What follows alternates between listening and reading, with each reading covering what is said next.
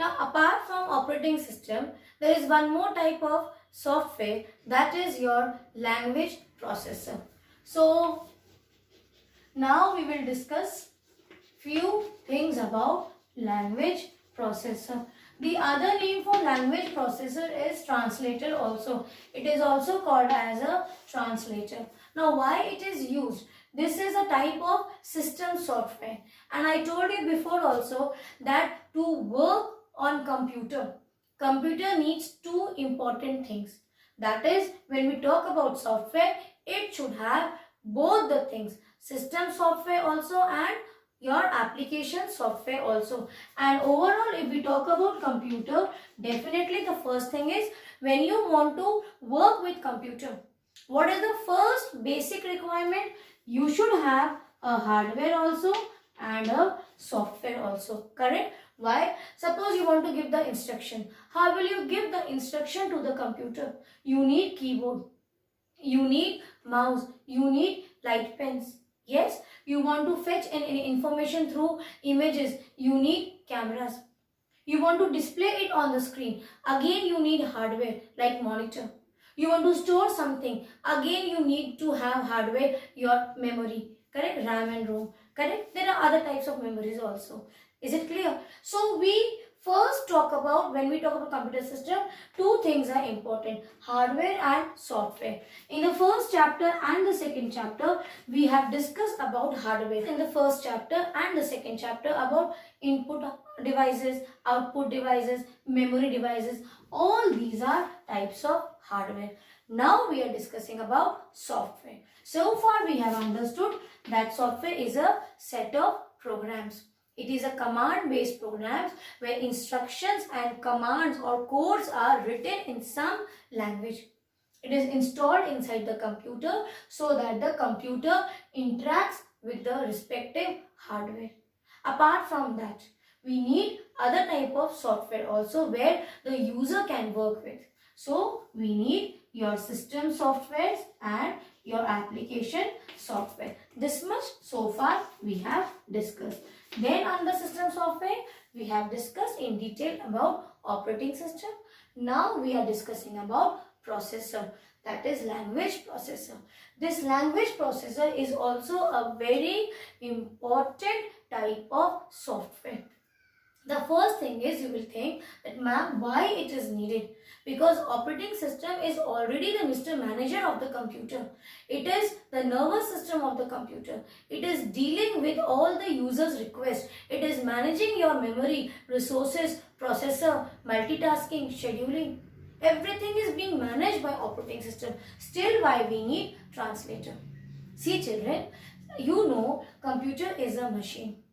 It is a machine which understands only binary language. That is, it can only understand, read and execute and process in terms of zeros and one. And the instructions what we are giving are not converted into zeros and one. Take for example, if I want to add 2 plus 10. Yes, see 2 plus 10. This is the instruction I am feeding inside the computer using keyboard. So if I open a calculator and I select 10 plus 2, what is happening? When I press equal to, I get the answer as 12. But 10 and 2, is this a binary number? No, this is not a binary number. Binary number will only include combinations of zeros and ones. You know how to convert the decimal number to binary, correct? Now, in this case, then how are we getting 12 as answer? Because computer literally do not understand any other language except the binary language zeros and ones. What happens in between, these translators now acts as a bridge between user's request. Here same way like what operating system does, it is a interface between user and hardware. Translator also, it will take our instruction. It was 2 and 10. This will go to the translator. The translator will convert this into binary language. Suppose let us convert also, we know how to convert 2. So 2 ones are 2. Correct? So what is the binary conversion of 2? It is 1, 0. So here the translator, let me rub.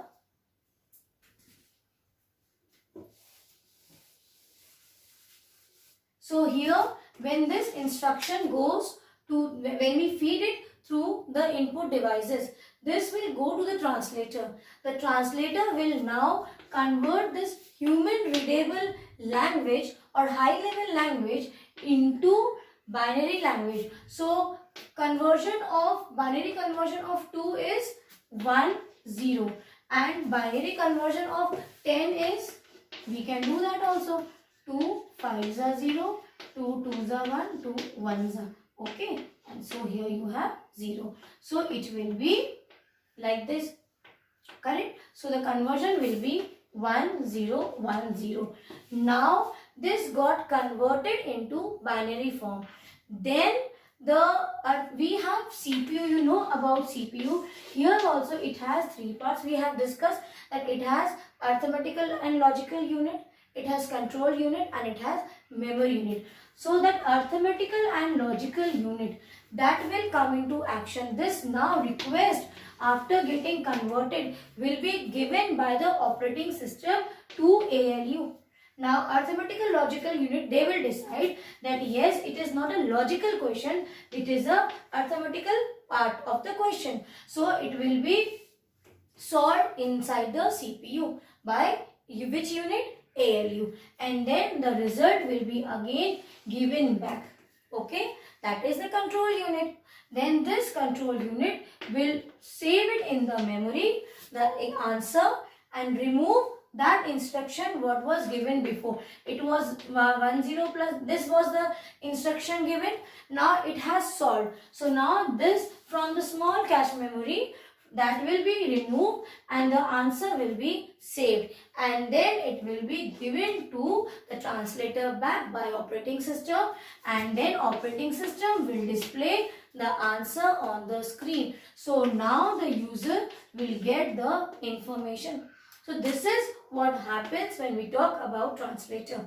This instruction also, it is also a command instruction. Every instruction is converted into digital form. Correct? And then that digital form, when it is converted, that is called as object code. Now I gave you example of a simple program of 2 plus 2. Where we need translators? We need translators when we make programs.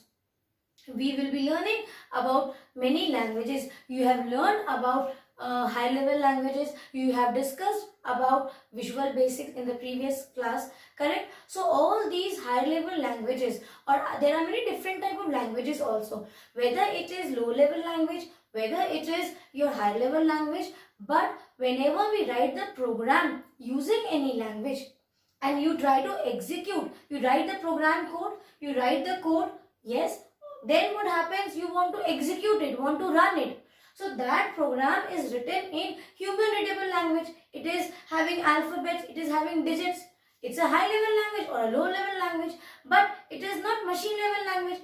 How will computer solve? How will computer understand what is your program? That in that case, translators come into action. They will convert the entire program code into object code. Got it? And then it will execute it, process it. Here also, see, we are talking about languages. When we learn Hindi or English, there also we make mistakes. Yes or no? So here also, when we write the program using any language, we may make mistake. There may be some syntax or semantic errors. So what happens here when the translator converts it into object code? If there is any error in any line of the program, then it will not convert it to object code until and unless the errors are removed from the program. So here now we will talk about different types of translators. We have assemblers, then we have interpreter, and we have compiler. These are the three types of translators. Assemblers are used only with low level language, that is assembly language. This was the first translator which was introduced. That time we were not having interpreter and compiler, because after machine language only we got the use of mnemonic or symbolic codes, and that was the assembly language.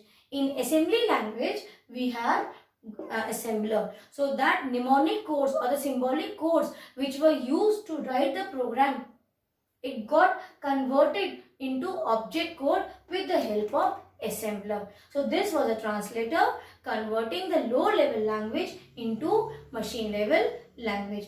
Now here we have, nowadays we have two types of interpreter which are very commonly used. One is your compiler and the other is interpreter. The work of these two are quite different.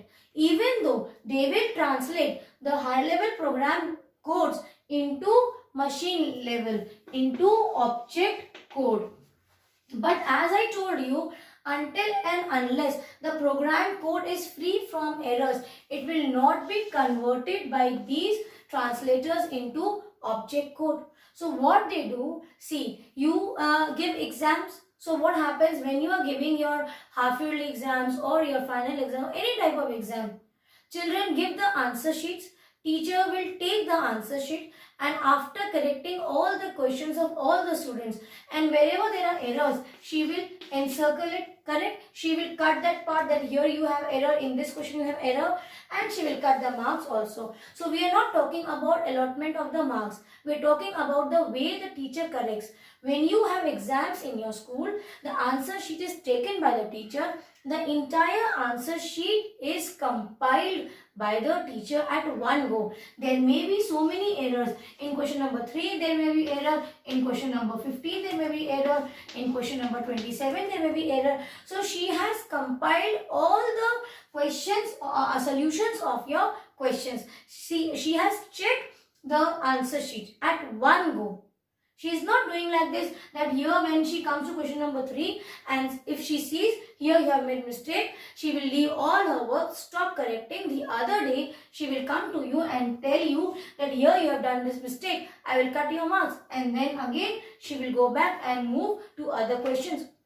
This doesn't happen when you give exam. Same example you remember for compiler. Compiler will compile the entire object code in one go. That is, it will read the entire program source code in whichever language it is written, and it will see in whichever line you have errors. Then after reading the program, if there are errors, a window will appear where it will show you the line numbers and the types of errors you have made. So you will remove those errors and again you compile it. And after compiling, if now there are no error, then only the compiler will compile it and convert it into object code, and then it will be processed. You get the execution. Again compiler will compile back and the output will be displayed on your screen on that same type of language, correct?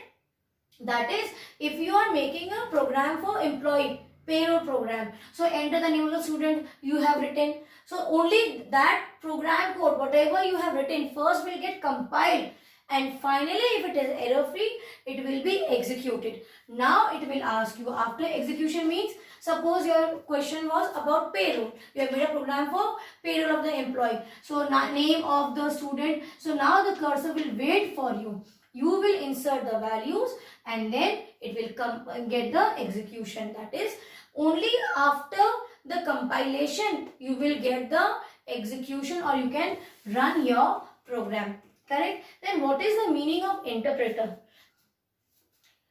See, here I gave you one example while explaining you compiler. The teacher will not do that. If you have mistakes, you have made mistakes in question number 3, she will stop the work and come. But yes, this happens when you are giving your revision test, sometimes in your class, or oral test, correct? Or what happens during revision test, suppose you have given 5 questions, one by one you come and give the questions. Suppose 5 questions are given to you for revision. So what do the children do?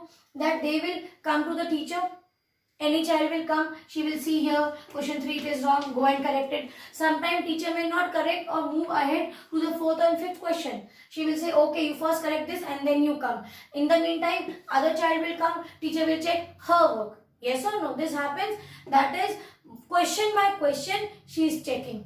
Or you can say, take example, the best example is the exams what you give are the best example for understanding compiler, that the answer sheet is compiled at one go. And your notebook corrections, how she checks notebook corrections, question by question she will keep on checking. Suppose while checking in the class, your few questions are incomplete or wrong, she will call you. You come here, see here you have made mistake, or this is not written, or diagram is incomplete, go and complete your work. Again you complete and you show. That is the work of interpreter. The interpreter will also read the program. But how it reads? It reads line by line. If there is any one mistake or error, syntax or semantic error on your program, then the interpreter will not move. Suppose there is an error in line number 4, but line number 5, 6, 7 are all correct. There is no error. But interpreter doesn't know that the line number 5 is error free. It will not move only to the next line until and unless you remove the error of line number 4. So it checks line by line, and wherever you have error, then it will again pop up with the error number. Line number 4, type of error what you have, it will show you. And you keep on pressing Alt F5 to execute that, to run. It will not move. Why? Because here errors are there. If in any line you have error, you have to remove. Only then the interpreter will then interpret to the next line. So it keep on interpreting line by line, and finally when the program code is error free, then it will translate this into object code. You get the execution, you can run your program and you can execute your program after that. So this is the 3 types of translator what we have discussed. So I hope language processor is well understood by you. God bless you.